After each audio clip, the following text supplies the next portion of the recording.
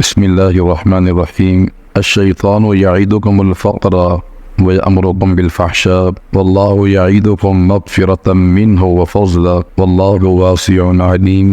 اللہ تعالیٰ کا ارشاد ہے کہ شیطان تم کو فقیری سے ڈراتا ہے، وَيَأْمُرُكُمْ بِالْفَحْشَاءِ، اور تمہیں کنجوسی کا حکم دیتا ہے، وَاللَّهُ يَعِدُكُمْ، جبکہ اللہ تعالیٰ تم سے بخشش کا وعدہ کرتا ہے، وَفَضْلًا، اور فضل کا وعدہ کرتا ہے، وَاللَّهُ وَاسِعٌ عَلِيمٌ، اللہ تعالیٰ وسعت والا ہے، علیم اور خوب جاننے والا ہے۔ پچھلی آیات میں اللہ تعالیٰ نے صدقات کی ترغیب دی تھی کہ انسان کو اللہ کے راہ میں مال خرچ کرنا چاہیے، تو یہاں پر مال خرچ کرنے میں جو رکاوٹ ہے اس کو ذکر کیا جا رہا ہے کہ شیطان انسان کو محتاجی سے ڈراتا ہے کہ اگر تو نے اللہ کے راہ میں مال خرچ کیا تو تیرا مال کم ہو جائے گا، تجھے نقصان ہوگا، اور وَيَأْمُرُكُمْ بِالْفَحْشَاءِ، اور وہ تمہیں حکم دیتا ہے کہ تم کنجوسی کرو۔ یہ لفظ فحشاء قرآن مجید میں مختلف معنی کے لیے آتا ہے۔ ویسے لفظ فحشاء کا معنی ہوتا ہے ہر وہ قول یا ہر وہ عمل جو برا ہو، جس میں قباحت ہو، اسے فحشاء کہا جاتا ہے۔ قرآن مجید میں یہ لفظ